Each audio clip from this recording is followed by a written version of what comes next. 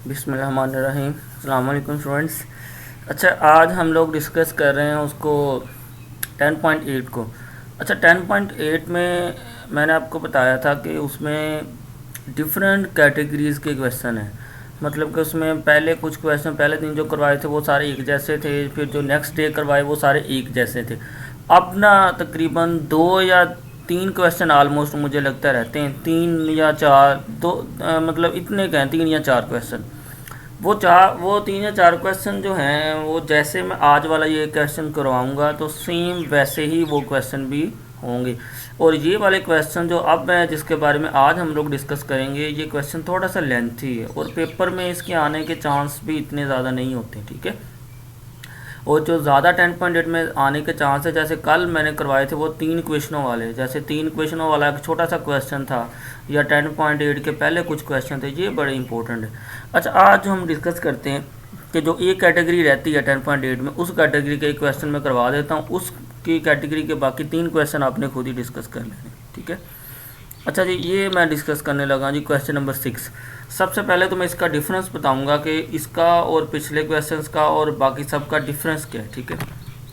पहले तो यही किया कि जी हमने क्या किया, इस क्वेश्चन को डी की फॉर्म में लिख लिया कि जी जिधर जिधर डी बाई डी टी था उसकी जगह हमने ये डी लिख दिया, ठीक है। ये वाले नोट्स भी मैंने आपको सेंड कर दिए हुए हैं, तो आप इन नोट्स से देख लेना, ठीक है।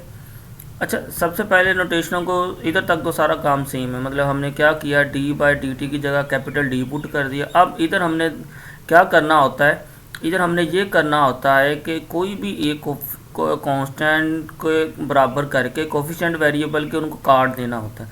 अब इसमें आप देखो क्लियर नज़र आ रहा है आपको, देखो कोई रट्टा मारने की कोई ज़रूरत नहीं है किसी भी स्टूडेंट को, जी पहले को इससे मल्टीप्लाई करना है, थोड़ा सा दिमाग यूज़ करना है बस। अब आप देखो एक्स तो इधर हम लोग नहीं बराबर कर सकते, लेकिन वाई वाले वेरिएबल बराबर कर सकते हैं। अब दूसरी क्वेश्चन में आप नोट करें कि इधर वाई के साथ है d-2, तो इसका मतलब अगर हम इधर भी वाई के साथ भी d-2 ले आएँ तो इन दोनों को फिर हम लोग ऐड कर दें तो ये वाई वाला ख़त्म नहीं हो जाएगा।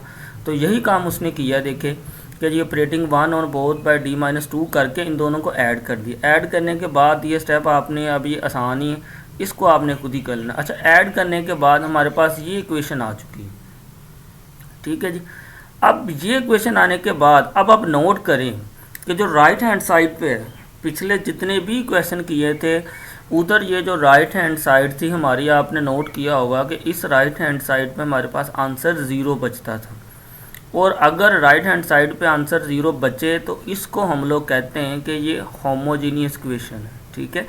जैसे आपने 10.1 की थी कि 10.1 आपने पिछले सेमेस्टर में पढ़ी है, उसमें 10.1 में सारी जो क्वेश्चन थी वो होमोजीनियस थी, मतलब कि उसके left hand right hand side पे इधर 0 होता था। अब चूंकि इसके राइट हैंड साइड पे ये फंक्शन आ रहा है f कुछ ना कुछ, तो इस टाइप की क्वेश्चन को हम लोग बोलते हैं नॉन होमोजीनियस। और दूसरी बात, फिर नॉन होमोजीनियस जो क्वेश्चन होती है उसका सोल्यूशन 2 चीज़ों पे एग्जिस्ट करता है, एक वाई सी पे और एक वाई पी पे। जैसे इधर उसने लिखा हुआ है, ये देख, ये मतलब कि इसका सोल्यूशन 2 चीज़ों पे एग्जिस्ट करता होता है, एक मतलब कि एक्स सी पे, एक एक्स पी पे। एक्स सी को हम लोग कहते हैं कम्प्लीमेंट्री फंक्शन और एक्स पी को हम लोग कहते हैं पार्टिकुलर फंक्शन। अब पिछले क्वेश्चन में तो सिर्फ हमारे पास चूँकि होमोजीनियस क्वेश्चन थी तो उसका सोल्यूशन एक ही होता है, ये कम्प्लीमेंट्री फंक्शन, आपने एक्स सी ही निकाला, इसका आसान सा तरीका था। अब चूँकि non homogeneous right hand side पे कोई फंक्शन आ रहा है तो उसके तरीके के लिए हमें क्या करना पड़ेगा, एक्स पी भी निकालना पड़ेगा। अब एक्स पी जो है ये शो करता है पार्टिकुलर सोल्यूशन को। अब आपने क्या करना है कि सबसे पहले आपने जाना है 10.2 में।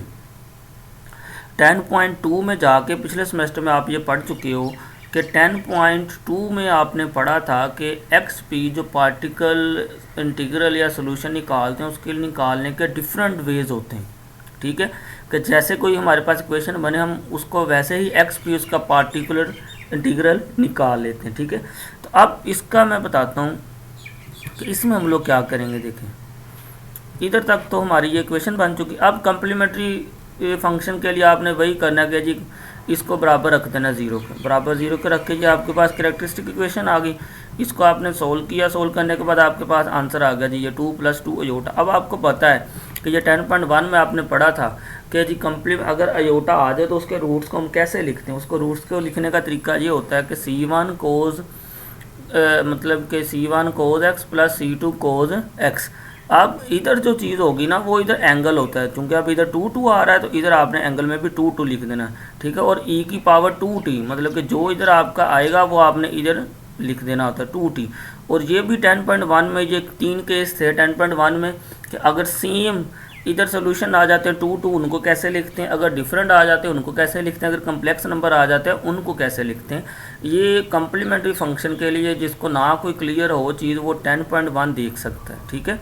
और पार्टिकुलर इंटीग्रल के लिए आप 10.2 देख सकते हैं। अब पार्टिकुलर इंटीग्रल का निकालने का तरीका, पहला तो तरीका ये था कि पार्टिकुलर इंटीग्रल निकालने का हमने ये करना होता है कि सबसे पहले इसको नाम देते हैं हम लोग f/x का। हम क्या करते हैं, पहला तरीका ये होता है कि f/x को डिवाइड करते हैं इस वाली चीज़ के ऊपर, मतलब कि x के अलावा ये जो इधर फंक्शन होता है f/x ये वाला, कि xp निकालने के लिए सबसे पहला स्टेप ये होता है कि जो भी चीज़ इधर हो ना मतलब कि इस चीज़ को इस पर डिवाइड करते हैं, पहला स्टेप ये।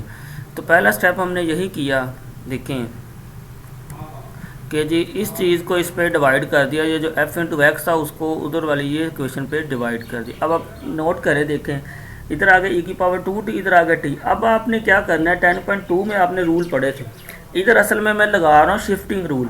अब शिफ्टिंग रूल या एक्सपोनेंशियल शिफ्टिंग रूल क्या होता है, वो रूल ये होता है कि d की जगह d + a पुट करना होता है। अब a क्या होगा, जो इधर t के साथ होता है। अब a आपका 2 एक तरह से, तो इसका मतलब जिधर इधर d आ रहा है आपने d की जगह d + a पुट करना है। तो इसका मतलब जैसे इधर देखें, पहले मैं d + a पुट हो गया, d + 2 का स्क्वायर -4 इधर पुट हो गया, +8 पैसे आ गए, ठीक है। अच्छा फिर क्या किया, इसको सिंप्लीफाई किया, ये कट गए, ये मेरे पास आंसर आ चुका 1/d² + 4। अब फिर क्या किया, इधर से 4 कॉमन लेने के बाद ये चीज़ बन गई, 4 कॉमन लेने के बाद ये चीज़ बन गई। अब हमारे पास आ गया जी ये चीज़ 1 - दिस। अब क्या किया कि अब आपको पता है कि d² किसको शो करता है, डेरिवेटिव को, मतलब कि डबल डेरिवेटिव है। तो इसको आपने इसको जब आपने इधर ऑपरेट किया है तो d² मीन का इसका डबल डेरिवेटिव, तो डबल डेरिवेटिव लेने के बाद ये इक्वेशन आपके पास आ गई और ये आपके पास xp बन गया। मैं आपको दोबारा बता रहा हूँ कि xp निकालने के लिए आपने 10.2 को देखना है। 10.2 में इसके सारे रूल लिखे हुए हैं। आपने सारी रिवाइज नहीं करना चाहते तो आप ये कम से कम इतना काम कर लो कि जिस क्वेश्चन में जोन सी उसकी टाइप यूज़ हो रही है, चलो उसको ही रिवाइज कर लो। जैसे इसमें शिफ्टिंग रूल वाली टाइप यूज़ हो रही है। अच्छा ये मेरे पास आ गया जी xp और xc हमारा ऊपर आ चुका था। तो आप जनरल सोल्यूशन x में क्या कर दो, इन दोनों को ऐड कर दिया, देखिए ये xc + ये xp, ठीक है जी। अब फ्रॉम क्वेश्चन 1 से उसने y की वैल्यू निकाली, देखिए ये बनती है। अब इधर आपने वैल्यू लगा देनी x की, x देखिए d - 2 वैसे x की जगह ये सारी वैल्यू लगी -3 वैसे। अब इसको d - 2 को अंदर मल्टीप्लाई कर दो। मल्टीप्लाई करने के बाद फिर क्या करना है आप लोगों ने, क्योंकि d शो करता है डेरिवेटिव को, तो आपने ये डेरिवेटिव ये अब आप सारे स्टेप कर सकते हो, इसमें कोई मसला नहीं। ये आपके पास y आ चुका, ठीक है। तो यही हमारे पास जनरल सोल्यूशन था y की, ये वैल्यू x वाली ऊपर वैल्यू, ये उसने एंड पे ये लिख दिया, तो सो जनरल सोल्यूशन इज दिस। अच्छा अब दोबारा मेरी बात सुन ले कि 10.8 हमारी कंप्लीट हो चुकी है, ठीक है। कल को हम लोग इंशाल्लाह 10.9 स्टार्ट करेंगे। 10.8 का मैं बता रहा हूँ कि आज जो हमने डिस्कस किया है उसके लिए, क्योंकि नॉन होमोजीनियस सोल्यूशन दो चीज़ों पर एग्जिस्ट करता है, एक एक्स कम्प्लीमेंट्री फंक्शन पे, एक पार्टिकुलर इंटीग्रल पे। कम्प्लीमेंट्री फंक्शन तो वैसे ही है जैसे हम लोग 10.1 के अंदर निकालते हैं, और पार्टिकुलर इंटीग्रल निकालने का तरीका 10.2 में आपने डिस्कस कर चुके थे। तो मैंने कहा कि उसकी हर चीज़ को जैसी क्वेश्चन बने उसकी डिफरेंट टाइप्स होती है। तो आप कम से कम ये कर लो कि जो जिस क्वेश्चन में ये टाइप यूज़ हो रही है आप सिर्फ उस टाइप को अपने माइंड में रख लो और उससे आप XP फाइंड कर लो। वैसे ये मैं बता रहा हूँ कि जो ये नॉन होमोजीनियस वाले क्वेश्चन है ये काफ़ी लेंथी हो जाते हैं, पेपर के पॉइंट ऑफ व्यू से इंपॉर्टेंट इतने नहीं है, लेकिन फिर भी आपको जो मेथड आना चाहिए, चीज़ें आनी चाहिए, ठीक है। बाकी जो 10.8 में पेपर में क्वेश्चन आने वाले हैं, मतलब कि इसके पहला क्वेश्चन हो गया, दूसरा हो गया, या फिर जो कल मैंने करवाए थे लास्ट टाइम वो 3-3 क्वेश्चनों वाले, जो छोटे छोटे से 3-3 क्वेश्चन वाले, वो बहुत इंपॉर्टेंट है। और दूसरा सबसे इंपॉर्टेंट बात, आपने 10.8 की एग्जाम्पल्स कोई नहीं छोड़नी, एग्जाम्पल्स आपने खुद ही करनी। उन्होंने आउटलाइन में लिखा हुआ है कि जी विद एग्जाम्पल्स, इसका मतलब एग्जाम्पल्स में से लाजमी को ना कोई क्वेश्चन आ सकता है पेपर में। तो एग्जाम्पल्स आपने 10.8 के अच्छे से देख लेनी है, ठीक है, और आज वाले को भी देख लेना। कल को हम लोग इंशाल्लाह 10.9 स्टार्ट करेंगे, ठीक है। ओके जी, अल्लाह हाफिज़।